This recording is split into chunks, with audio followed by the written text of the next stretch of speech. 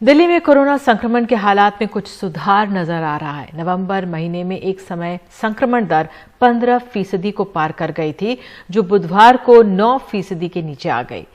यही नहीं बात हफ्ते भर पहले शुरू हुए जो सबसे बड़ा घर घर सर्वे के नतीजे की भी कोई ज्यादा चिंता की ओर इशारा नहीं कर रहे हैं। हमारे सहयोगी शरद शर्मा की विस्तृत रिपोर्ट देखिए।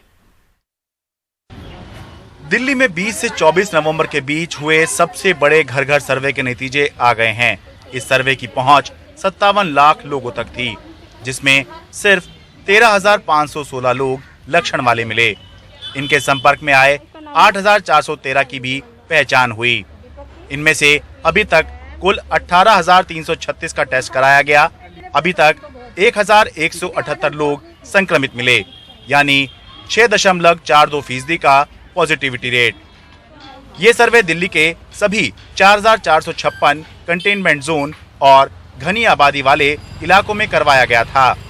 दिल्ली के सभी 11 जिलों में करीब 9,000 टीमें लगाकर इतना बड़ा सर्वे कराने का मकसद था कि लक्षण वाले लोगों की पहचान करना, उनके संपर्क में आए लोगों को पहचानना, उनका टेस्ट कराना और उनको आइसोलेट करना, ताकि वो आगे संक्रमण ना फैला सकें। अभी इस सर्वे के डेटा का विस्तार से आकलन किया जाएगा। वहीं बुधवार को दिल्ली में 5,246 कोरोना मामले सामने आए। नवंबर महीने में पहली बार पॉजिटिविटी रेट 9% के नीचे आया। जो पॉजिटिविटी 7 नवंबर को 15.26 थी, मतलब 15.5% से घट के 8.5% पे आ गई है। 40% से भी ज्यादा की गिरावट है।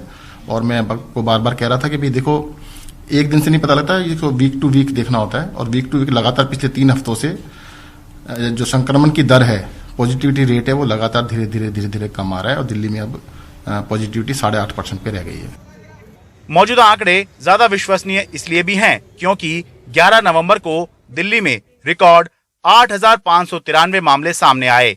आरटीपीसीआर टेस्ट की संख्या 19,304 थी, जबकि 25 नवंबर को रिकॉर्ड 26,080 आरटीपीसीआर टेस्ट करके भी 5,246 संक्रमण मामले सामने आए, यानी 6,776 आरटीपीसीआर टेस्ट बढ़ने पर भी नए मामले 3,347 कम हुए।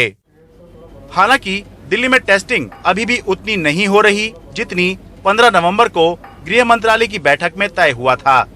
देखिए, आरटीपीसीआर टेस्ट जो है, सैंपल्स 35,000 से ज्यादा लिए जा रहे हैं, परंतु लैब्स की कैपेसिटी कहने के लिए था कि 35,000 है, वो रिपोर्टें नहीं दे पा रहे हैं। ये समस्या नहीं आ गई है कि जैसी आरटीपीसीआर के टेस्ट की संख्या बढ़ाई, दिल्ली सरकार ने तो बढ़ा दी, हमें बताया गया था कि लैब्स की इतनी कैपेसिटी है, पर वो 24 घंटे के अंदर रिपोर्ट नहीं दे पा रहे हैं।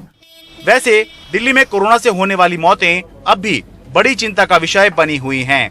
1 नवंबर से 25 नवंबर तक 2,209 मौतें हो चुकी हैं। हालत यह है कि इस महीने देश में कोरोना से मरने वाला हर 6ठा व्यक्ति दिल्ली का है। जानकार मानते हैं कि अस्पताल पहुंचने में देरी भी इसकी एक वजह है। बहुत से मरीजों का होम आइसोलेशन में इलाज चल रहा है। हो सकता है होम आइसोलेशन में रहने के दौरान ये लोग खुद को ट्रीट करने की कोशिश करते हों। मरीज डॉक्टरों से कंसल्ट नहीं करते और खुद ही अपना इलाज करने की कोशिश करते हैं, और जब एक बार इनकी हालत बिगड़ती है तो फिर वो अस्पताल की तरफ दौड़ते हैं और आईसीयू में पहुंच जाते हैं। और क्योंकि वो पहले ही इस बीमारी की एडवांस स्टेज में होते हैं, उनको पहले ही फाइब्रोसिस हो चुका होता है, तो इनमें से बहुत से लोग नहीं बच पाते। फिलहाल दिल्ली के मुख्यमंत्री अरविंद केजरीवाल ने विशेषज्ञों से मौतों का ऑडिट करके सुझाव देने के लिए कहा है, ताकि मौतों को कम किया जा सके। दिल्ली से शरद शर्मा, एनडीटीवी इंडिया।